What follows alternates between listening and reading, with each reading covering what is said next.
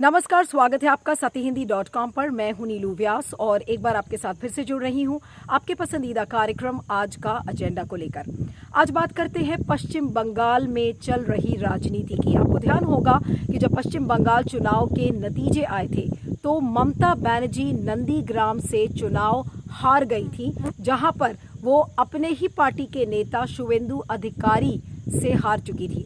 उसके बाद ममता बनर्जी ने नंदीग्राम में जो शुवेंदु अधिकारी की जीत थी उसको कलकत्ता हाईकोर्ट में चुनौती दी और उन्होंने कहा कि धांधलेबाजी से शुवेंदु अधिकारी ने इस चुनाव को जीता है। यहां तक कि उनके पार्टी जो लीडर है डेरेक ओब्रायन, जो राज्यसभा के एमपी हैं और चीफ व्हिप भी हैं, तो उनका भी ये कहना था कि जब ममता बनर्जी 9 से 10 राउंड्स में आगे चल रही थी तो अचानक रिटर्निंग ऑफिसर पर दबाव डालकर शुवेंदु अधिकारी को चुनाव वहां पर जितवाया गया है और वो भी धांधलेबाजी से, धोखाधड़ी से। अब आज जब इस मैटर की सुनवाई कलकत्ता हाईकोर्ट में चल रही थी तो जिस जज ने इस मामले की सुनवाई की थी, आज उसको लेकर एक नया विवाद पैदा हो गया है, क्योंकि कलकत्ता हाईकोर्ट के कई वकीलों ने विरोध किया कि जस्टिस कौशिक चंदा को इस मामले की सुनवाई के लिए अनुमति ना दी जाए। अब आपको बता दें कि तमाम विरोध प्रदर्शन के बीच डेरेक ओब्रायन ने आज 2 ट्वीट्स किए हैं। पहले ट्वीट में उन्होंने 2 तस्वीरें डाली हैं जिसमें कि जस्टिस कौशिक चंदा, जो कि इस नंदीग्राम मामले में सुनवाई कर रहे थे, तो उनकी 2 तस्वीरों को ट्वीट किया है और उन दोनों तस्वीरों में जस्टिस कौशिक चंदा बीजेपी अध्यक्ष जो राज्य के हैं दिलीप घोष, उनके साथ वो बैठे नजर आ रहे हैं। जो बीजेपी की लीगल सेल है उसका कोई फंक्शन हो रहा है जिसके मंच को जस्टिस कौशिक चंदा बीजेपी के लोगों के साथ साझा कर रहे हैं, यानी कि बीजेपी के फंक्शन में जस्टिस कौशिक चंदा दिख रहे हैं, जिसको लेकर तृणमूल कांग्रेस ने आपत्ति जताई है कि जब जस्टिस कौशिक चंदा को नंदीग्राम मामले की सुनवाई का जिम्मा सौंपा गया है तो क्या वो सही है। और अगर मैं एग्जैक्टली कोट करके बताऊं कि डेरेक ओब्रायन ने अपने ट्वीट में क्या लिखा है, तो जो पहली लाइन उनकी ट्वीट है जिसमें कि जस्टिस कौशिक चंदा की तस्वीर को उन्होंने एनसर्कल किया है और उसमें 3 सवाल उन्होंने उठाए हैं। पहला सवाल है, who is this person encircled in both the pictures, यानी कि उनका जो संकेत है, उनका जो इशारा है वो जस्टिस कौशिक चंदा पर है, that who is this person, ये कौन व्यक्ति है जो इन तस्वीरों में बैठा है। दूसरा जो सवाल डेरेक ओब्रायन ने उठाया है, इज ही जस्टिस कौशिक चंदा ऑफ कलकत्ता हाई कोर्ट। उन्होंने नाम भी नहीं लिया और बातें भी कह दी एक सवाल के साथ, that is he Justice Kaushik Chanda. और तीसरा, has he been assigned to hear the Nandigram case, यानी कि क्या जस्टिस कौशिक चंदा को नंदीग्राम मामले में सुनवाई के लिए जिम्मा सौंपा गया है। और उसके बाद डेरेक ओब्रायन ने एक दूसरा ट्वीट किया है जिसमें कि उन्होंने वो तमाम केसेस का उल्लेख किया है जिसमें कि जस्टिस कौशिक चंदा वकील के तौर पर उन्होंने बीजेपी के तमाम केसेस को लड़ा है। और उसमें कई केसेस की लिस्ट है सिलसिलेवार तरीके से कि साल 18 में उन्होंने कौन सा केस बीजेपी का लड़ा, साल 2019 में कौन सा केस लड़ा। तो ये तमाम तरीके की जो ट्वीट्स आए हैं उसको लेकर एक नया विवाद पैदा हो गया है। लेकिन आपको बता दें कि जो तथागत रॉय हैं उन्होंने भी 2015 में जस्टिस कौशिक चंदा की तारीफ की थी और उस समय उन्होंने ये कहा था कि वो बहुत एक अच्छे लॉयर हैं। और जो ममता बनर्जी का जो पूरा केस है जिसमें कि इमाम्स को अलाउंसेस दिया गया था, उस केस को जस्टिस कौशिक चंदा ने जीता था, जिसको लेकर बीजेपी ने इसको लेकर वाहवाही की थी। तो एक नए तरीके का यहाँ पर विवाद पैदा हो गया है जिसको लेकर तृणमूल कांग्रेस इस चीज को लेकर प्रश्न उठा रही है कि क्या निष्पक्षता से इस पूरे केस को सुना जाएगा। देखिए, सबसे पहली बात तो ये कि एक जज का कोई भी पॉलिटिकल पार्टी के प्लेटफॉर्म पर जाना किसी भी कारण से वो एकदम उचित नहीं है। और ये जो जज साहब ने किया है, जस्टिस कौशिक ने, वो एकदम गलत अनएथिकल चीज है। इनफैक्ट सुप्रीम कोर्ट की फुल कोर्ट ने बहुत साल पहले, जब chief justice Venkatachaliah chief justice of India थे, उन्होंने एक डॉक्यूमेंट अडॉप्ट किया था, restatement of values of judicial officers. उसमें बहुत सारी चीजें लिखी है, but one of the things जिसमें लिखा गया है कि जजेस को अलूफ रहना चाहिए, जजेस को कभी ऐसे कोई उसमें कंट्रोवर्सी में नहीं आना चाहिए, और उनकी कंडक्ट एकदम प्योर होनी चाहिए, उनकी कंडक्ट एकदम नॉन कंट्रोवर्शियल होनी चाहिए। तो मेरे ख्याल से अगर ये इफ द जज had political connections in the past, जैसे आप बता रहे हैं कि उन्होंने बीजेपी के लिए बहुत सारे केसेस लड़े हैं, अगर वो सही है तो उसी कारण सर उनको ये ऐसे सब केसेस नहीं सुनवाई करनी चाहिए जहां कोई पॉलिटिकल एंगल हो। सो मेरे ख्याल से अगर नंदीग्राम केस में आई एम नॉट श्योर कि इसमें तृणमूल कांग्रेस और बीजेपी आमने सामने है कि नहीं।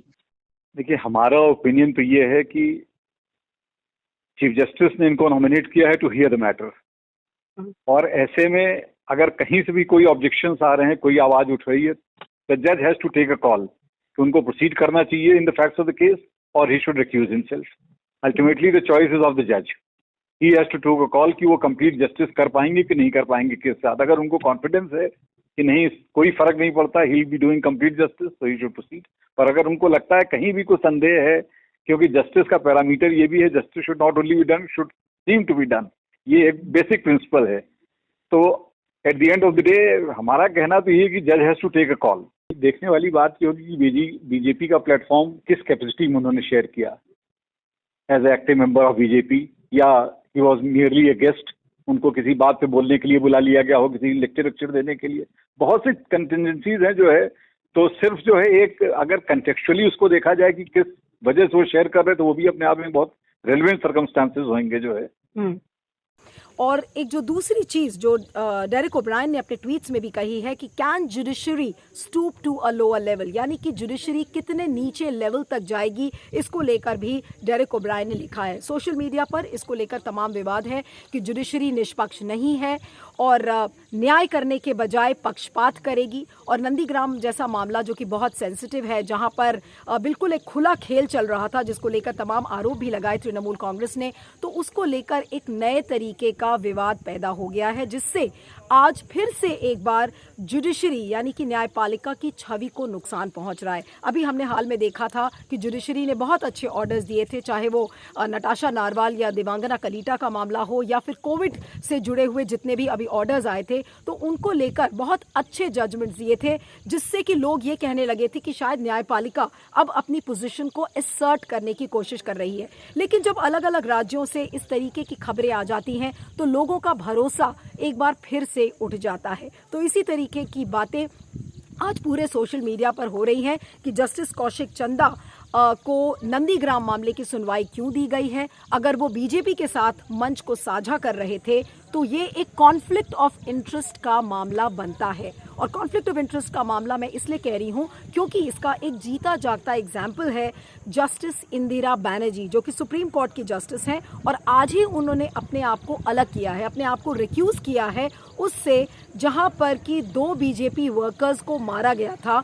जो चुनाव के दौरान जो हिंसा हुई थी, उस मामले में उन्होंने कहा कि क्योंकि वो पश्चिम बंगाल की हैं, इस वजह से वो अपने आप को अलग कर रही हैं। तो अगर जस्टिस इंदिरा बैनर्जी अपने आप को अलग कर सकती हैं, तो फिर जस्टिस कौशिक चंदा क्यों नहीं। तो एक नया तरीके का विवाद जरूर खड़ा हो गया है, लेकिन एक बार फिर से तृणमूल कांग्रेस ने फिर से बीजेपी को ये बताया है कि बीजेपी गलत तरीके से और गलत टैक्टिक से अपनी राजनीति को आगे बढ़ाना चाह रही है। भले ही वो नंदीग्राम के मामले की सुनवाई हो और यहाँ पर न्यायपालिका का सहारा लेकर और एक गलत तरीके से इस पूरे मामले को दिखाया जा रहा है, लेकिन जिस तरीके से सवाल उठाए जा रहे हैं जुडिशरी के पक्षपात होने पर, उसकी इम्पार्शियलिटी पर बहुत सारे सवाल खड़े हो रहे हैं। लेकिन एक जो कॉन्फ्लिक्ट ऑफ इंटरेस्ट का एक बड़ा मामला है, वो अपने आप में भी एक बड़ा मामला है। और नॉर्मली जो नॉर्म है वो देखा गया है कि जजेस अपने आप को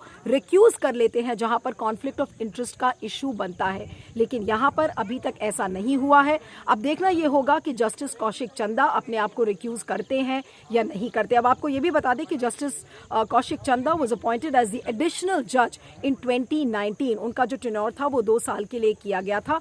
तो अब देखना ये होगा कि इस नंदीग्राम मामले से क्या जस्टिस कौशिक चंदा अपने आप को रिक्यूज करते हैं या नहीं करते। इसके पहले भी ऐसे बहुत सारे केसेस हैं जहां पर जजेस ने अपने आप ही कहा कि वो अपने आप को अलग करना चाहते हैं। तो क्योंकि ये एक हाई प्रोफाइल मामला है, हाइपर सेंसिटिव मामला है, पॉलिटिकल स्पॉटलाइट में पूरा ये केस है, तो अब देखना ही होगा कि आगे क्या जस्टिस कौशिक चंदा की तरफ से क्या प्रतिक्रिया आती है। और अगर नहीं आती तो जाहिर सी बात है कि बीजेपी और तृणमूल कांग्रेस के बीच इस चीज को लेकर घमासान और तेज बढ़ता जाएगा। लेकिन इस बीच लॉयर्स, जो वकीलों की कम्युनिटी है, उन्होंने इस चीज को बहुत ज्यादा अपोज किया है और इसी को लेकर कलकत्ता में बहुत सारा विरोध प्रदर्शन भी हुआ है। तो एक नई तरीके का बवाल एक बार फिर से पश्चिम बंगाल की राजनीति में शुरू हो गया है और यहाँ पर न्यायपालिका यानी कि एक जज फिर से एक मोहरा बनता हुआ नजर आ रहा है। लेकिन सवाल ये उठता है कि क्या जस्टिस कौशिक चंदा अपनी विश्वसनीयता के लिए, न्यायपालिका की विश्वसनीयता के लिए उनका अगला कदम क्या होगा। इस वीडियो के बारे में आपको क्या कहना है, अपनी प्रतिक्रिया जरूर दीजिएगा। आपके फीडबैक का मुझे इंतजार रहेगा। इस वीडियो के डिस्क्रिप्शन बॉक्स में जाएं, उसमें एक लिंक है, उस लिंक को क्लिक करें, सत्य हिंदी की सदस्यता लें। इससे आपको निष्पक्ष खबरें मिलेंगी और हमें आपका समर्थन मिलेगा। Thank you so much. बने रहिएगा सत्य हिंदी पर और देखते रहिए आज का एजेंडा। सत्य हिंदी का ऐप डाउनलोड करें गूगल प्ले स्टोर पर।